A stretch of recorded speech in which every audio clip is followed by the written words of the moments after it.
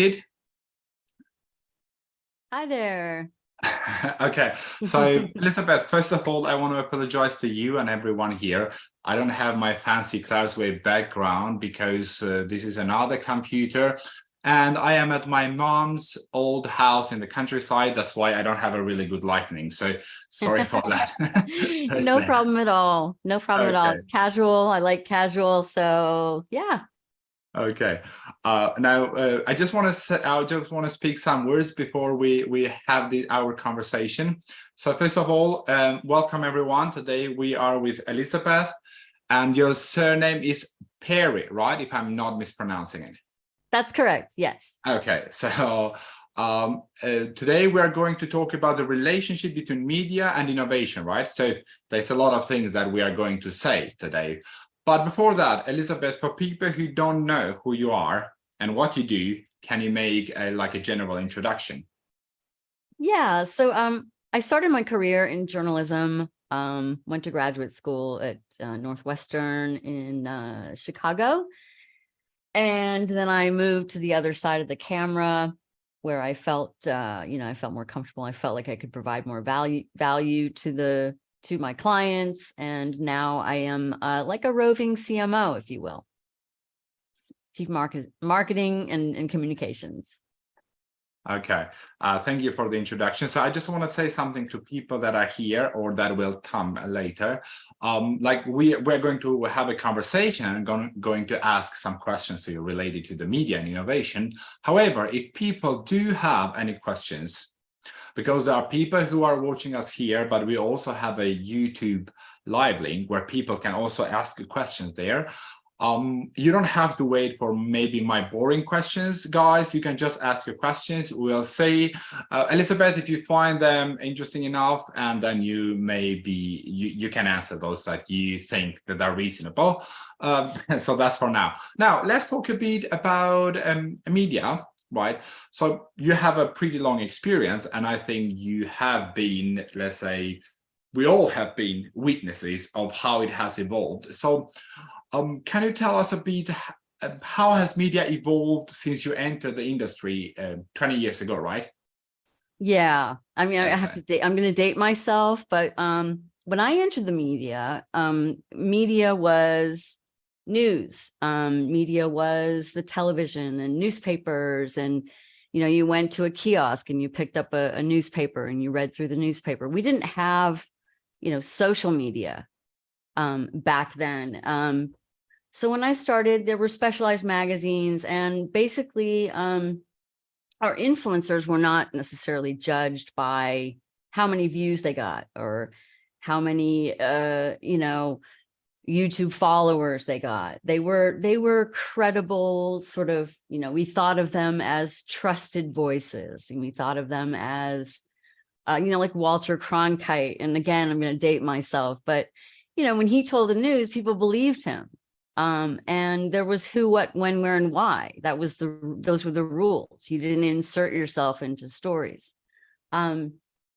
So that's not to say that there weren't ratings and things that valued the newscast based on numbers, but it was clear there were expectations about stories. But in my opinion, credibility and trustworthiness in media has declined over the years, and that's backed up by numbers of people that no longer trust the media. So there's a problem. There is a problem. That's not to say there aren't good things about how the media is now. But yeah, so over the course of my life as a journalist, things have changed quite a bit. Okay, so we can safely say that social media now kind of has overtaken, maybe, even though what I have seen, this is just a personal opinion, guys. So it's like after this huge, influx by social media and everything being about people being able to kind of, just take their phones and try to pretend being journalism. I believe that people are still looking for the kind of conventional media back, right? It's like Okay, like that one was not very credible, but now we have this that everyone can spread whatever lie they can. So this is what I have been looking for. But so since our topic today is about innovation, right? Mhm. I think back in the times, like it was pretty important for people that were into innovation to kind of please media, but what about now that we have social media and everyone can kind of express whatever they want, you know, and make their voice heard? So what does the dominance of social media mean for the innovators, for people who are innovating? Yeah, I mean, I get your point, and I totally agree. And again, you know, there are definitely good parts to the fact that we have social media. I mean, it's kind of like happened overnight, right? I mean, it was what, in 2006, which is not that long ago when you think about it, Facebook was born. Yeah. And that was incredible because people could just talk and say things. And yeah, it was incredible. Everybody could be a journalist. So there's good news and bad news. On the one hand, pretty much everyone can play, right?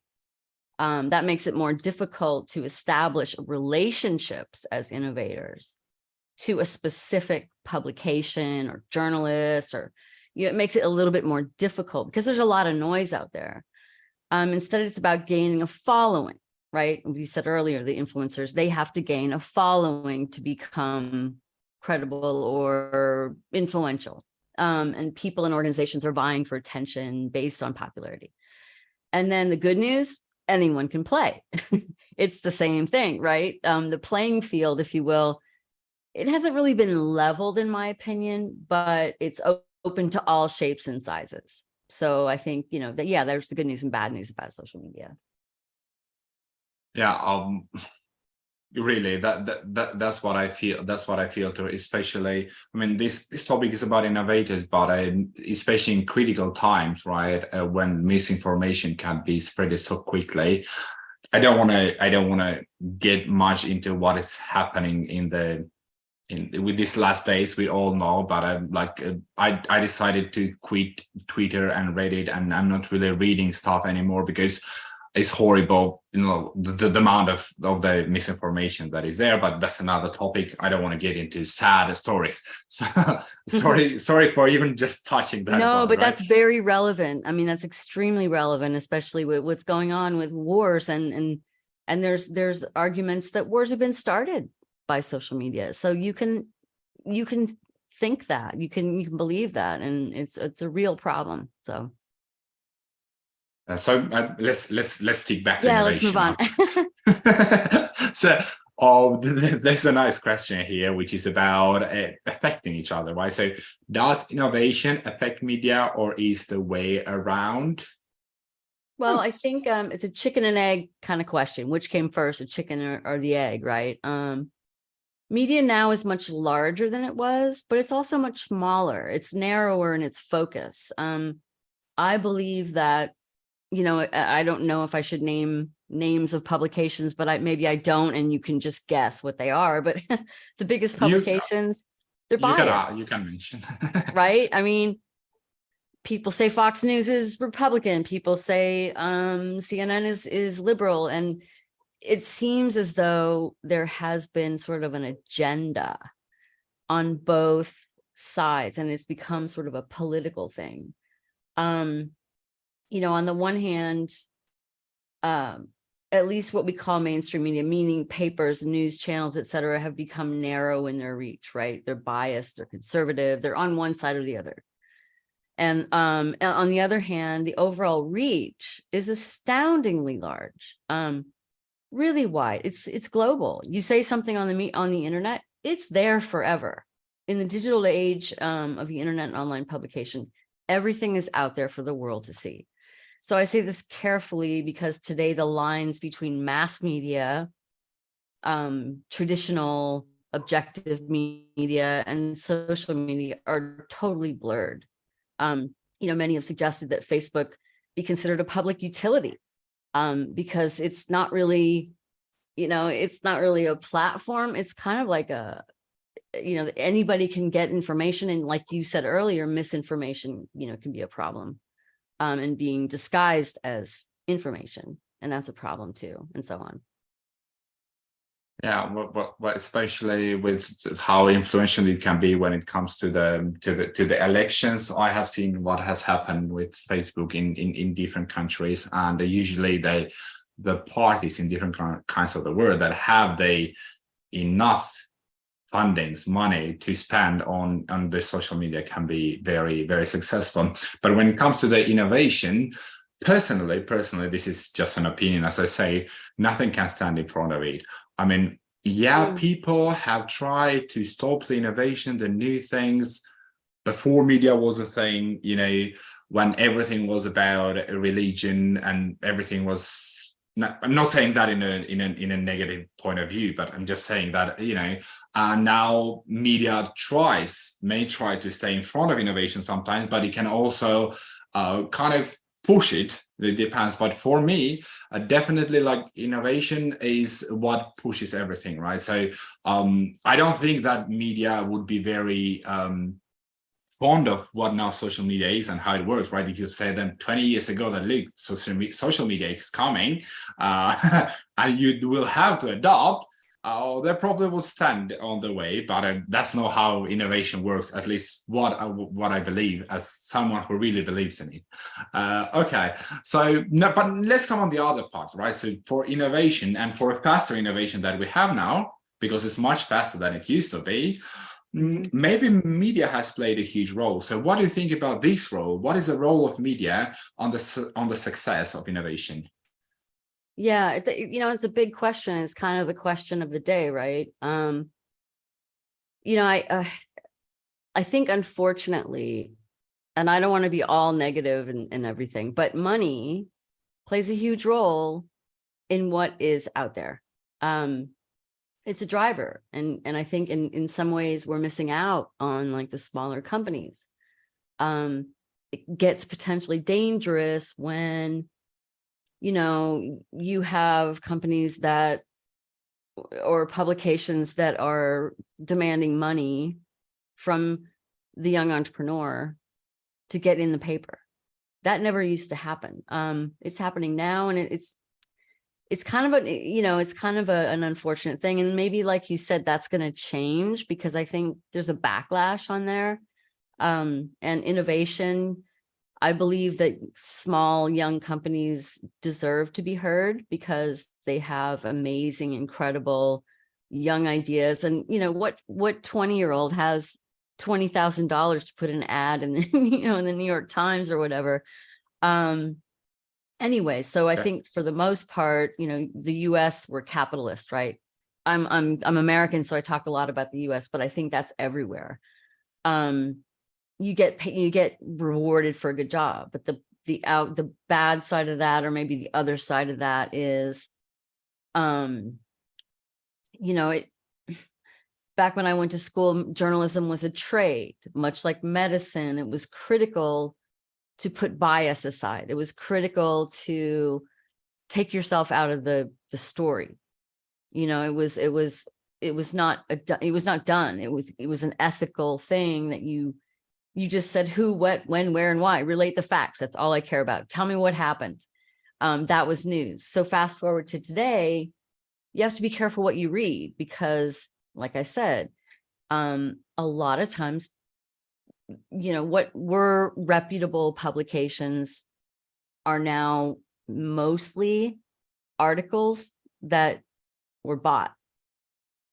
So so the bigger companies are getting more attention, I guess is what I'm saying. I work for a lot of small companies, and it's very difficult for them to, as innovators, to get their messages out into the public via mainstream media. So that's why social media is a good platform. Like LinkedIn is really good for spreading your messages, and if you're smart about it, you can do it. You can actually make a really big impact, but you have to work at it.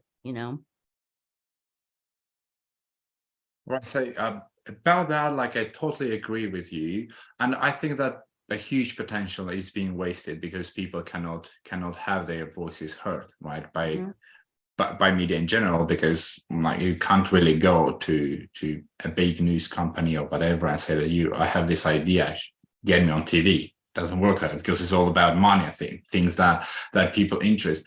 So we come to the questions of how are we going to find these new innovators, how can they be found?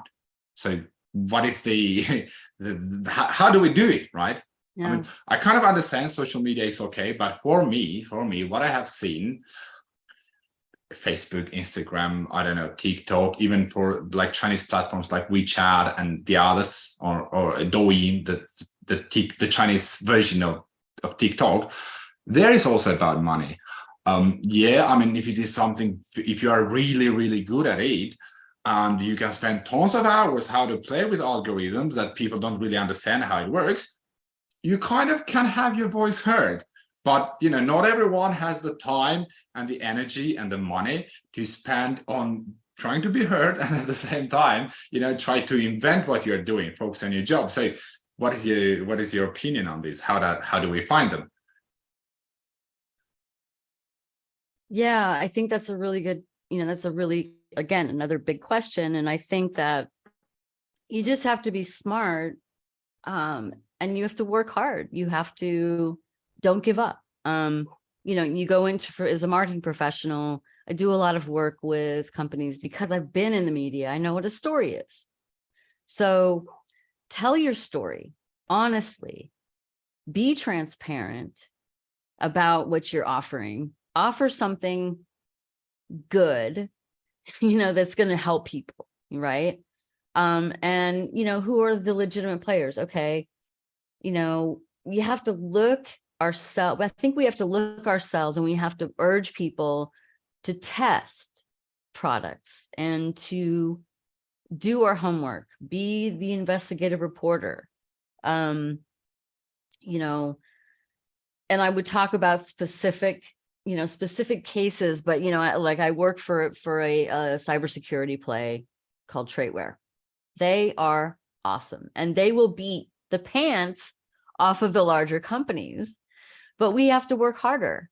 We have to work harder, and we have to urge people to test the products and to tell our story honestly, and to keep telling it and telling it and telling it and telling it over and over again until finally someone says, oh, that sounds interesting. It's not just one story in the New York Times that's going to get you out there. But I kind of went off topic. Sorry. That was everything is inside topic, if you ask me. Yeah, no, I mean, it is very interesting, and I get very passionate about, because I've seen smaller companies, I've seen them suffer because they can't get their voices heard. So yeah, you have to push them to not give up, because a marketing campaign or a story campaign isn't going to happen overnight. You have to just continue to tell the good stories. Find a story inside your company and tell it on social media. I mean, that's what we have. That's what's there. That's what's available. Yeah. Got to work. The thing with them, with that, is usually you need to be very creative, right? So like when you go to, like, I hope no one misunderstands me, but most of startups, new companies, basically they are the same words that we hear all over the time, right? Like, you need some creativity, because the problem with us now is that we get so much information. We get those from all the part, from everywhere. So everything seems so similar and familiar now. So yeah, those startups would need to get more creative. However, as you mentioned, they need to use social media, and they need to use it in a good way. So how can the media or social media enhance their company growth? How it can be used to get bigger, to get your, not just the voice heard, not to be known, but to get bigger, right, to grow? Yeah, I mean, like we said, there is an enormous amount of information out there. Don't use Chat GPT to write your articles. use SEO, use search engine optimization so that you know what keywords people are looking for. In other words, what search terms are they searching for companies under? Are they looking for multi-factor authentication? Well, use that as a keyword, if that makes any sense. It definitely does, at least for me. Yeah. Also, use it to access information so that you can educate yourself on what else is out there. Look at your competitors and what are they saying? How are they doing it? What are they, and I'm not saying copy them, but I'm saying be very much aware of where the market is going, what people are looking for, what the pain points are. I mean, it's common sense in some ways. But there's a lot of technology, and like you can pretty much search for any kind of technology out there. So anyway, analytics, use analytics where you can. I mean, some of that costs money as well, but digital analytics are extremely important because you learn who your customers are and who your customers should be. If that makes any sense. Yeah, well, I mean, I've tried to do business before, startup. So yeah, and I didn't have enough money, so I've tried a lot of the things that you mentioned, at least personally, trying to get analytics or information without spending too much money. Some of it, as you mentioned, costs money, especially very valuable information, but still you can get good information without having to spend a ton of money, right? I mean, you can create your own strategies and see how it works. But so since we mentioned it, in which way can someone or what are the best metrics, the best ways to measure, your media strategies? Because there are tons of them out there. So how do you know that your strategy is doing well or not? Or what would be some things that you would advise to all of us? The best metrics to know that your media strategy is working. Because like if we ask someone that is into the sales, definitely getting as much views as possible is not going to be the best metric, right? Because what matters at the end is the number of sales and how much has this campaign helped you to sell one more carpet or two more carpets, right? So like if you can share something with that about that, I would be grateful. I mean, there are a lot of different tools out there. Again, you have to figure out your budget, right? So I think a lot of companies, in my opinion, and this is off the media topic, but on the media topic at the same time, they spend a lot of time on their technology, which is great because stuff has to work, right? If it doesn't work, people are going to just go away. On the other hand, if you don't spend in marketing and media, and I say marketing because social media is marketing today, right? Because your marketing strategy should include a very strong social media campaign strategy. So I mean, basically, spend a little bit more money on marketing and a little bit less on thinking that people are just going to fall in love with your technology, because you need to be heard. A product can't survive without being visible. It's impossible. So you could have the best technology in the world, but if you can't get your message across to your target audience, whether it's focus groups or going to your next door neighbors and saying, hey, would you mind trying my technology? Because I think it's really good. That's media. That's getting your voice heard. It's little bits at a time, do that. And also tools like, I'm going to name names, but SEMrush. I'm not working for SEMrush. This is not a advertisement. You can mention. But tools like that allow you to see what your competitors are doing, allows you to look up keywords, look up the words that people are searching for. You should rank, meaning you should come up in those searches. You should be pretty high if you're, say, a multi-factor authentication company. You should rank somewhere in multi-factor authentication as a search term, because when people are going, what's the best multi-factor authentication company on the planet? you should come up, right? There's also G2, which is a listing company. You should try to get on as many lists. Try to get your friends to review you. That's media too, because it's out there, right? Everything's out there. Yeah, So for sure. yeah. I mean, but when your name is searched and something comes up, it's definitely better than nothing at all, right? Having those reviews. Even if it's bad, bad publicity is still publicity. So Yeah, I mean, as long as your name is there, at least it's something, right? Especially if you're a new beginner. Okay, right. so I want to get a bit into the trends, right? So, like, what are the top media innovation trends for now and the current development? I mean, 2 years ago, some people heard of it. 5 years ago, less people. Maybe 20 years ago, no one was talking about it, which is like AI, right? Artificial intelligence. So everything is affecting media and the way how it affects the innovation. So what are those development that you can mention, if there are some, like the current ones, the ones that are a trend? Yeah. So I actually, AI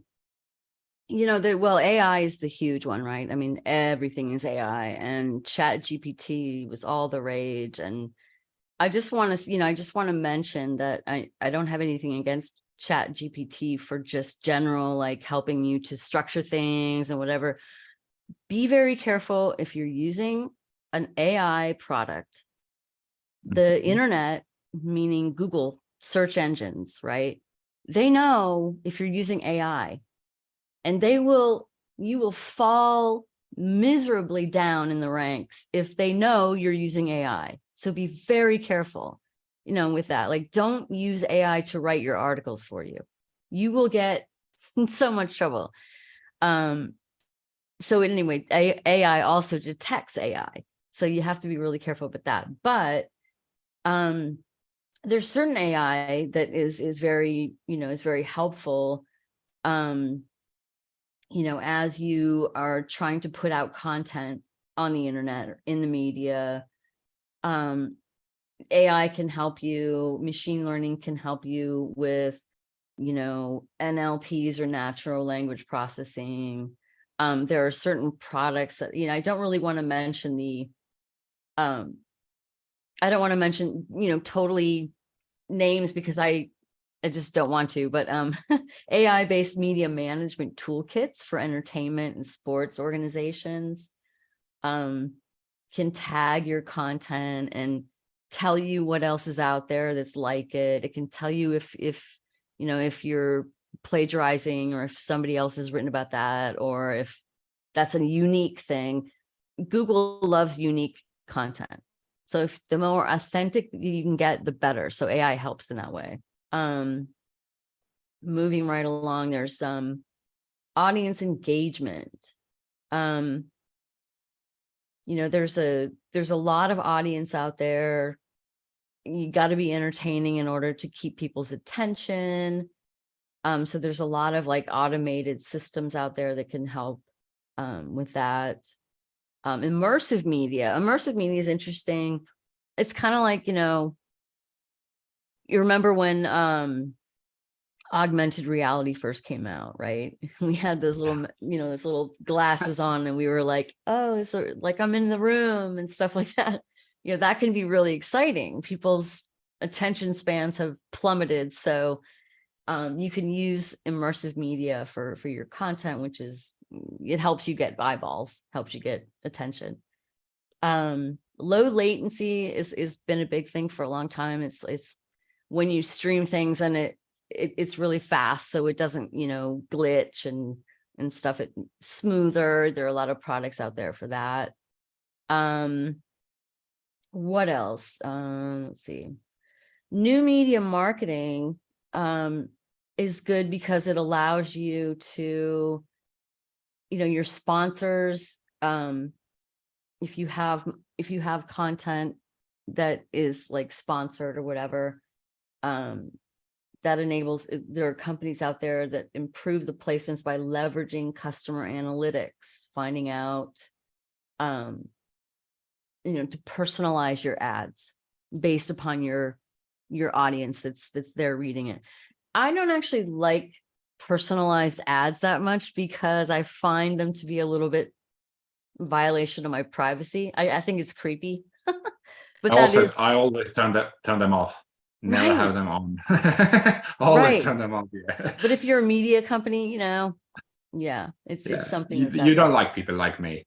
no, no, I don't. So I don't actually like to over track because I'm kind of privacy focused person.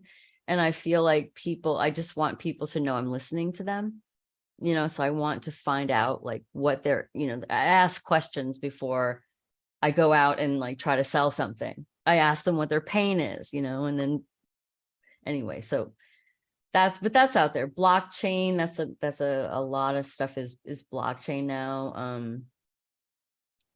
Let's see what else. Cybersecurity. Yeah, cybersecurity is a big deal today. There are a lot of companies out there that are trying to make media companies more secure because you can hack into media companies and create all kinds of trouble. So yeah, multi-factor authentication. Again, Traitware provides multi-factor authentication passwordless, so you can log into your your resources or whatever without a password, and it's more secure, it's easier. And then that's basically it. And then social commerce, that's a big one. E-commerce moves customers purchase decisions into online channels, allowing ad and media companies to quickly reach them. E-commerce was pretty big at the very beginning, right? Like it was something that people couldn't even dream of, and now the way how it is, and it's improving. And when it comes to cybersecurity, there's a story, I have told it before, for a company that I was working. It was a local company. I was doing sales that time, to the US and Europe, and they told me their story, because I was not working for them at that time, but they had their website hacked by some people, if I'm not misremembering, in Nigeria, and they had to pay to get their website back or something like that. Yeah, they were. Yeah, so it happens all the time. It's definitely very, very important when it comes to cybersecurity, especially nowadays, right? But yeah, we can just advise people to invest as much as they can. It's difficult for startups to invest too much in cybersecurity because it can get expensive, but also there are very good tools out there. There are companies that can provide it for less, as you mentioned. Yeah. So let's not advertise much, huh? Okay. And now I want to talk a bit about the relation between media and innovator. I mean, there are some innovators that don't really like how media behaved with them at their beginnings, or they don't really like it, but you can't really get into an all-out war with media, right? It's not easy to win. I don't think you can win. So how should be like the relations between the innovators and media, and why they are so important for innovators, of course? Yeah, I mean, I think nowadays, whether you're a politician or an innovator and you want to be a big innovator, you want to have a name out there, you want to be recognized, got to be on your best behavior, because no matter how we feel about the media, we should maintain good relationships because it's all online. It's not going away. There are no borders. There to stay. Right? There are no borders. There's no libel or slander, which were, once upon a time, again, when I was in journalism school, you could get in big trouble for libel or slander. If you said bad things about somebody and it wasn't true, you could get in trouble. Well, try doing that when there are no board. Internet makes everything go away. All the rules go away pretty much. Well, pretty much. Nobody's intercepting what's said and once it's there, it's permanent. It never goes away. And it's incredible how people forget that when they're arguing online, and then there it is, You get the discussions on Twitter when someone gets a screenshot of what you said 15 years ago. You say different now. I mean, people can change, but the thing is that people think, oh no, you cannot change, you can't have different opinions, right? It's there, you can't do anything about it. There is a really ugly photo of me on Twitter, but I lost the password. I can't get rid of it. I tried and it doesn't work like that. I'm just hoping Twitter one day will erase it for lack of activity. So yeah, sorry to interrupt. Right, I know, and it's not true. And also, yeah, one of the rules that I tried, my clients or people in general is, when you're talking about professional stuff, in general, you should probably keep religion and politics out of the equation, even though, if you're a Christian, have a Christian company, that's great. But don't argue with people online about whose God is better, and don't, keep it out of the conversation, at least when you're talking business and your products, and keep it separate. So reputation can be damaged in an instant. Definitely. Yeah. Okay, so I would like to get to just a bit to another question, which is related to promoting innovation, right? As we mentioned, it's important to promote, it's important to be there. There are tons of tools, right? But like, what are the most effective ones? Which I know that you probably say that it depends on your, let's say, your area. But how can we choose wisely? Like when we try to find the most effective one, and how to be wise about it. Yeah. I mean, that's an excellent question, one that unfortunately is not all that easy, but use what's available to you, use what's, try them out, and again, we're talking about social media, unless you happen to have $20,000 and you want to put in a full page ad in the New York Times, or you want to put your company name on a billboard, which I've always wanted to do that. I've always wanted to put my company name on a billboard. But if you're an innovator, you're a startup, use what's available. The platforms, if used wisely, can help find, we can help find our voices. So for example, I use LinkedIn a lot, and I'm not trying to advertise LinkedIn, but LinkedIn provides a professional environment for just about any sector. So if, again, we're in cybersecurity, right? So I keep saying cybersecurity, but extremely good groups out there. Try them out, join the groups, start conversations with people, reach out to people that you see commenting, that you like their comments or they're relevant to you and your company. Ask them questions, engage with the communities out there. And it's not just LinkedIn. Facebook, I don't find to be professionally all that interesting. But I think also know the difference between sales pitch and a viable, thoughtful information that can actually help people. Remember, if you're doing a show, or if you're doing you might start a webinar about the subject matter that your company is involved with. If you start a show, don't make it about you. Find out what people need to know.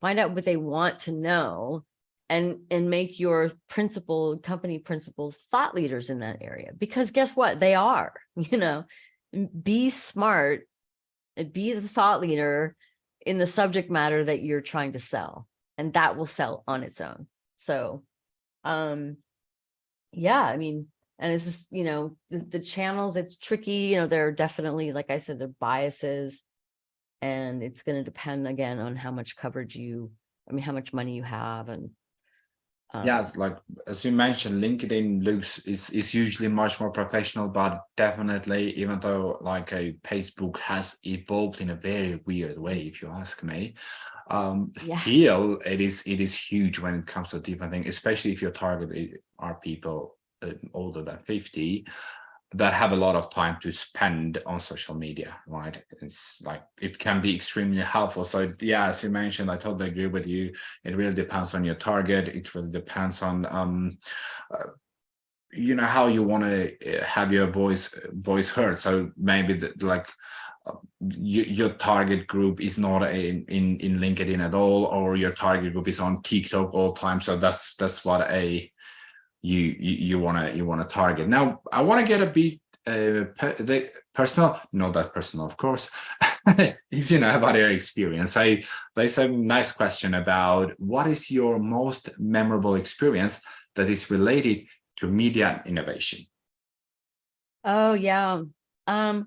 Well, I think the most memorable experience that I've had as a, you know, that's related to media, aside from, I wanted to just touch on the whole thing about media and the mainstream media or whatever. Another point before I get on to that subject is, if you like, I lucked out with a company once, when I was trying to pitch to, you know, them to the media. Financial Times did an article on privacy and Facebook, and how Facebook was getting into so much trouble back then, whatever. A lot of people wanted Facebook to leave. So the company that I was working for happened to be like a replacement, or, you know, they were going up against Facebook, right? So instead of saying, here's my company, I'm so great, I said, well, you did a story on that. How about I give you an example of a company that's going up against Facebook, and here's why, whatever. So become part of another story, become a little part of a bigger story, and work from there. But anyway, sorry. And to answer your question about what was my most memorable experience, okay, this is a story about when I first started out. I was 19 years old. My father was diagnosed with Alzheimer's disease at a very early age, and I decided to tackle a 2,150-mile trail called the Appalachian Trail to raise money for the cause. So being 19 years old, I had no idea how to make my story come alive, or how to get attention so that I could raise money for this cause. So I did what I knew how to do, and that was walk. And I went door to door to door. And I said, and I knocked on the doors, and I said, will you, you know, would you support me, and, you know, money per mile, whatever. And, you know, I needed eyes and ears. I needed a way to tell my story. So that's what I did. And I got a couple of hits, whatever. And then I just kept at it. And I finally I called into a radio show, and the guy at the other end of the phone took my story, thought it was interesting, and invited me to call in every week from the trail to help to give people the story and to tell people what I was doing. And so, long story short, I raised some money. But I guess the moral of the story is that, you know, that was media relations at 19 years old. And that's what people need to do. They need to start small, start local, do what they know best, knock on doors, start with one person at a time, and don't give up. And one day you might get noticed, you know? So anyway, that's my most memorable story. Yes, sir. First of all, thanks for sharing. I didn't expect something so, let's say, inspiring, right? I was, you know, something related to a company. I did this, I did that. I was not expecting for such an inspiring story. So, first of all, thank you for sharing that. And oh, you're welcome. And I'm sorry to hear about it at the beginning. Oh, this was a long time ago, but thank you. I appreciate it. And actually, I think maybe your story, I'm just kidding, but may have inspired a French movie. I watched a French movie. The story is completely different, but it's about a guy, if I'm not misremembered, that wants to go to the top of the Mount Everest in Himalayas. And some other guys and his girlfriend always follow him from a radio station when the social media was not something. So maybe sue them for stealing a story because the movie is pretty recent. Yeah, what was it called again? I don't remember the name. I'm sorry. Maybe I can search and message you on LinkedIn. But the movie is pretty nice. But I will search for it and message you on LinkedIn. Just came up to my mind now, giving you a story. Yeah, well, it sounds like a good one. Okay, so Elizabeth, before we end this wonderful conversation, I just want to ask a last thing from you, which is your recommendation or your I don't know, advice related to media and how people should behave and kind of benefit from it. If you have any last advice, it would be lovely. Yeah, I mean, I think that if I had one word of advice, it would be that, you know, amid all these fancy tools and you know, analytics and tracking and crazy number chasing, and what will always set you apart is your ability to touch people.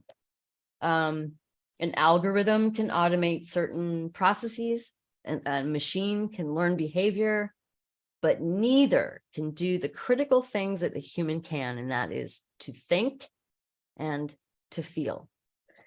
And if you can find that little spark inside you, that story that you want to come alive, it will come alive on its own if you feel it.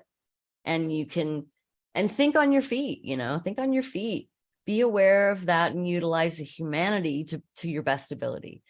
And above all, be trustworthy, be transparent. Don't sell what is not inherently good. If it doesn't help people, it will ultimately fail, and so will you. That's it. Well, thank you very much, Elizabeth. I mean, it was very interesting for me to have this topic because back in the days, I started actually film and so television and radio, we call it. So it was related to cinema. That's my major. Even though I was not very successful, though, I totally switched to IT, and then I became a full stack and let's call it developer, and now I work as a tester for a company. But it was very lovely for me to have this conversation because it reminded me of back of the days when we were talking about this topic. So first of all, thank you for reminding all of it to me. And I also want to thank you in name of people who heard us, who are live on YouTube, and people who will watch this because it will be available on YouTube. And I'll try to find the movie for you. Yeah, thank you so much. It's been a real pleasure. And, I know we'll stay in touch. Yeah, and thank you so much for inviting me, and to the audience, if you have any questions, please feel free to reach out. Mentioned from the beginning, and I think they can also, because we shared, they can also reach you on LinkedIn too, I believe, and ask you any questions. So yeah, it seems like not many questions today, but for me it was a pleasure. So thank you very much for your time. Yeah, thank you. Really, really nice to talk with you, Ernia. Have a good afternoon. All right, you too. Thanks. Bye.